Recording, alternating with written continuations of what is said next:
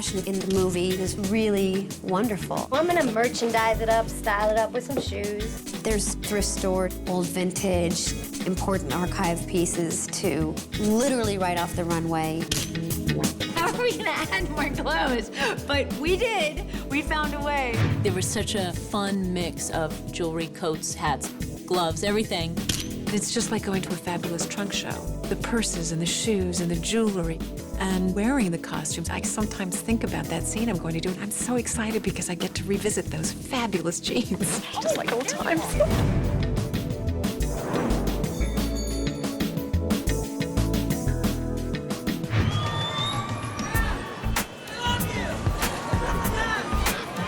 We all love Pat Field. Her contribution is really, you can't even measure it.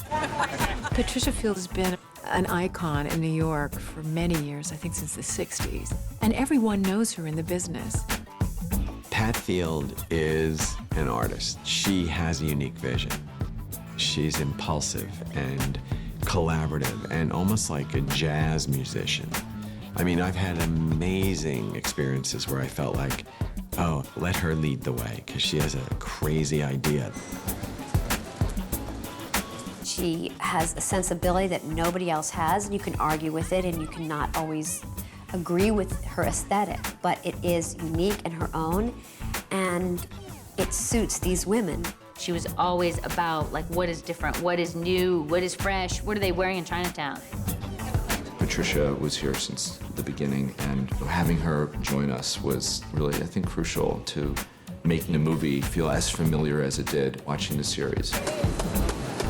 Don't they look good? Unbelievable. Pat Fields is indispensable. We could not tell the story without her, period. When Sex and the City, the movie, became a reality, it was great all getting back together again. The movie was kind of the dessert of the TV show. We just had a little time in between to digest and get ready for a really big dessert.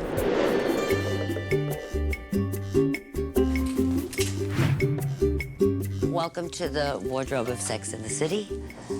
I'm gonna take you around and show you how this whole magic happens. There is so much wardrobe in Sex and the City that I think the main challenge here is just keeping it all straight.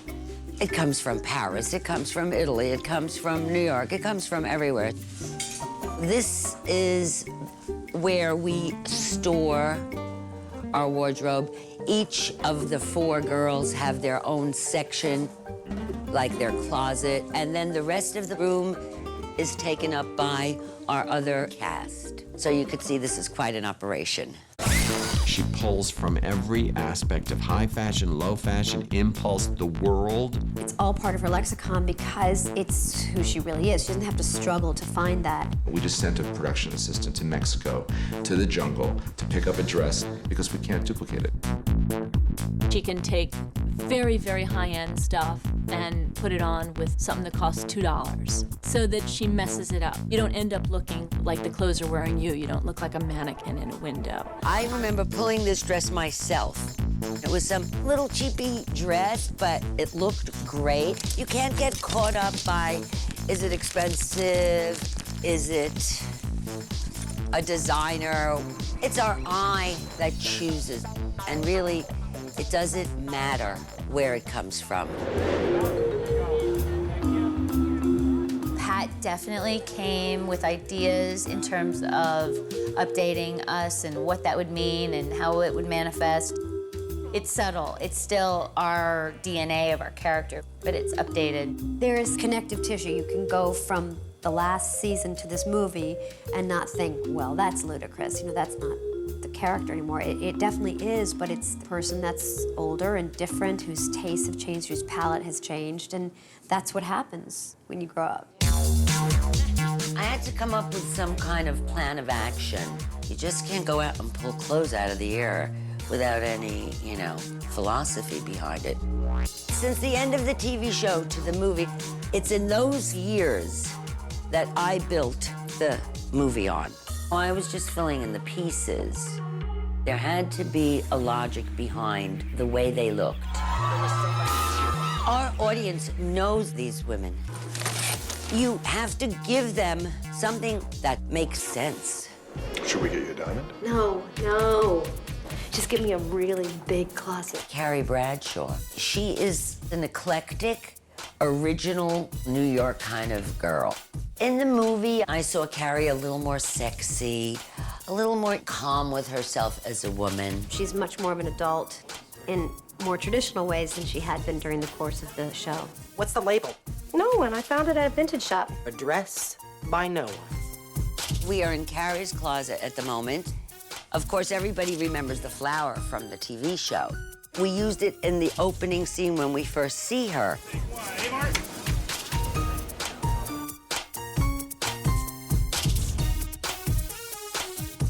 This was a vintage gown, and I shortened it into a mini dress.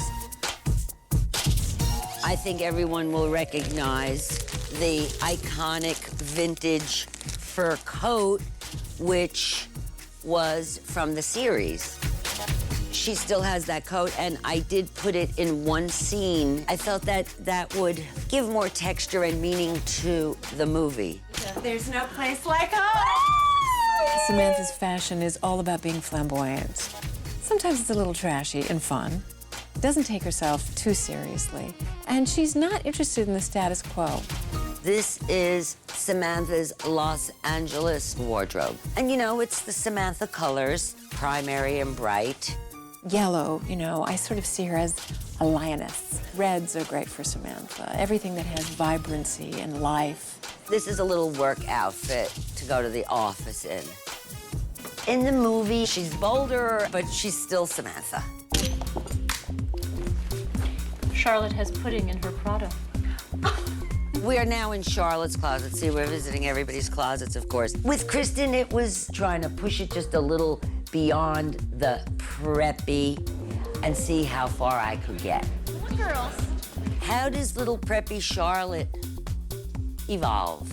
Maybe as she got a little older, she got a little more sophisticated. Maybe she got a little more like Jackie O. That fits the bill for me. I'm going for a run and then to the gym for Pilates. Anybody wanna? Even though she still has her worries, Charlotte is more settled now and more grounded. This was a really pretty little Oscar de la Renta that she wore.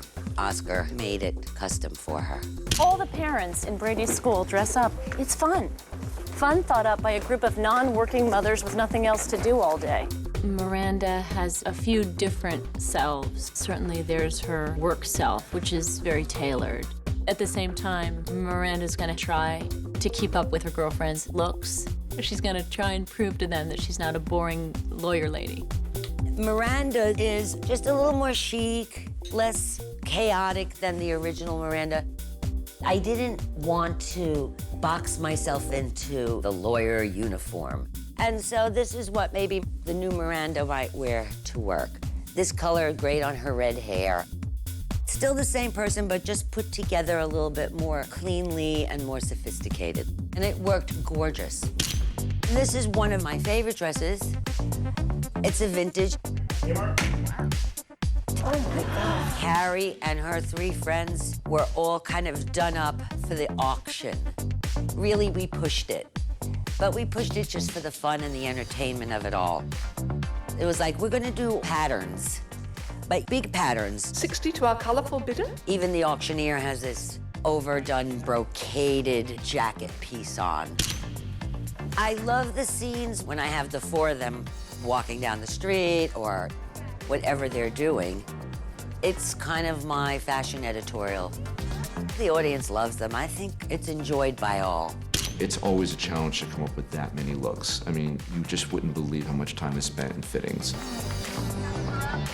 Sarah Jessica, we had 3 days of initial fittings.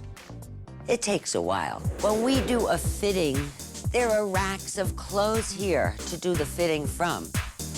The actress comes in, we go through scene by scene together, and then we shop in our wardrobe room. We finally decide, okay, we like this dress or we like this outfit. Okay, now what? A bag, a hat, a glove, a belt. It's totally collaborative. There are at least 16, 20 racks of things, and it's just a free-for-all of trying things on. We all work together. There's such excitement in the room. We order food, we go through pizza. They're like 8-hour sessions. And I was like, oh, you know, whatever, I'm not that into the clothes, I thought to myself. And then I went and I was like, oh, I forgot. There were just tables of bags, like every new bag that you haven't even seen in the store yet, and there were just tables of shoes, and I mean, it was just like Mecca. It was crazy.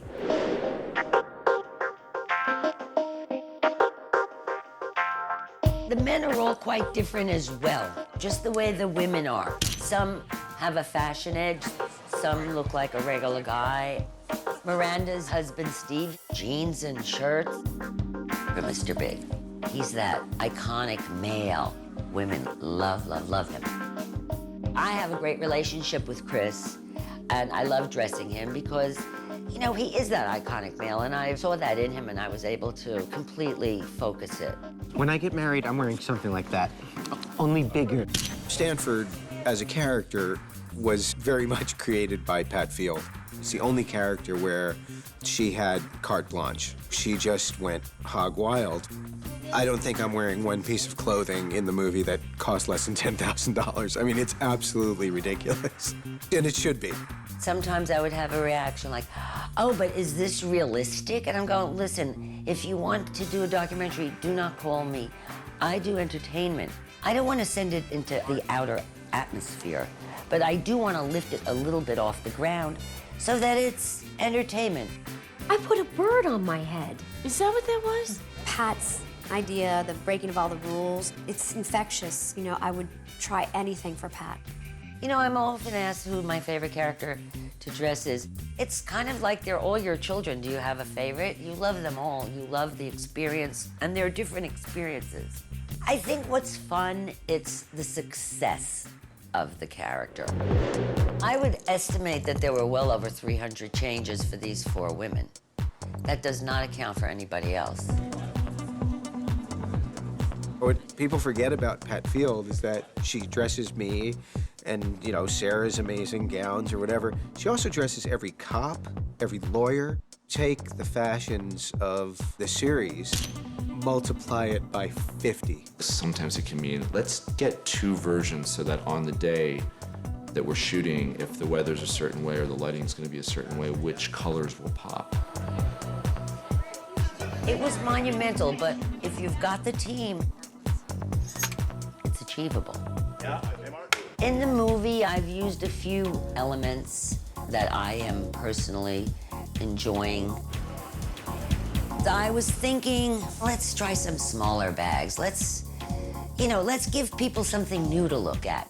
Let's make a small bag statement. So we rounded up all the small bags wherever we could find them. Graphic bags, metallic bags, as well as shoes. What would happen if these were to magically disappear? Yeah, I know where you live.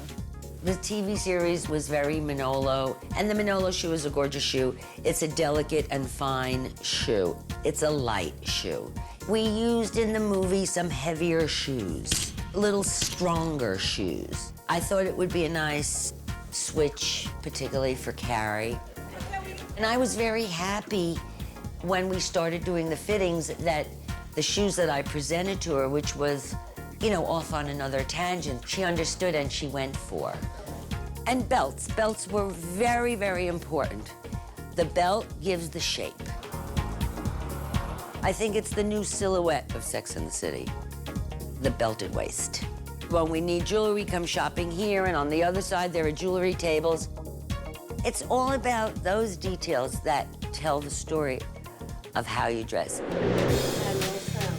The fashion industry really stepped up. All the designers, all the fashion houses chipped in to help us tell the story honestly of what we wanted to do, what Pat's vision was.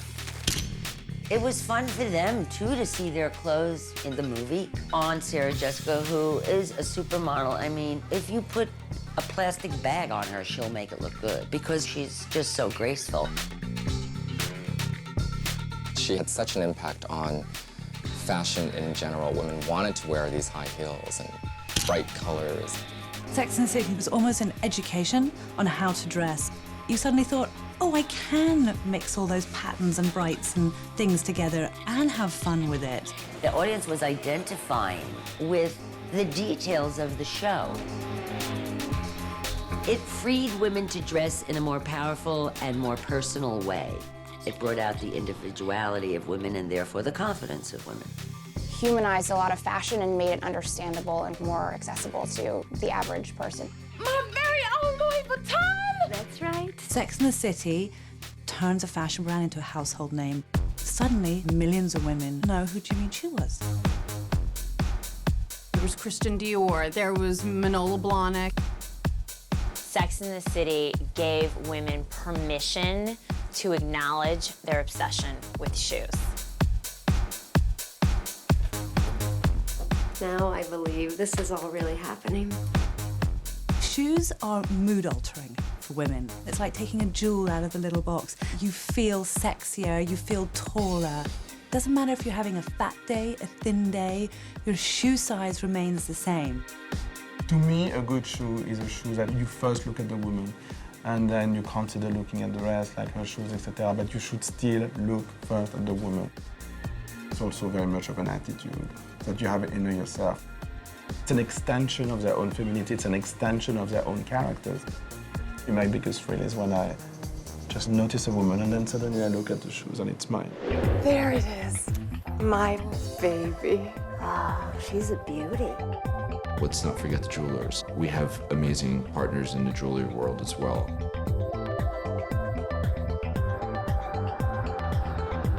Let's try a rehearsal. We're featuring Fred Leighton's jewelry for this scene. All these pieces here are part of our collection that we sell, and the majority are estate and antique pieces. They walk this way, but then we should probably favor the camera. Action. When we were called, we were very excited because it allows us to really show a beautiful jewelry collection. It's so exciting that we're a part of this. Cut it. Back to one. As true as we want to be to a style or to trends, you always try to make it timeless. I derive a lot of my inspiration when it comes to that from old Hollywood. It's not about next year's fashion or next season. It's about this movie looking good 20 years from now. I'm not a student of fashion. Whatever looks great to me, then I go for it and hope somebody else will like it too. Good job. These girls are part of everybody's living room. The audience knows more detail than I could possibly remember. They take it with them in their lives, and that's a thrill for me.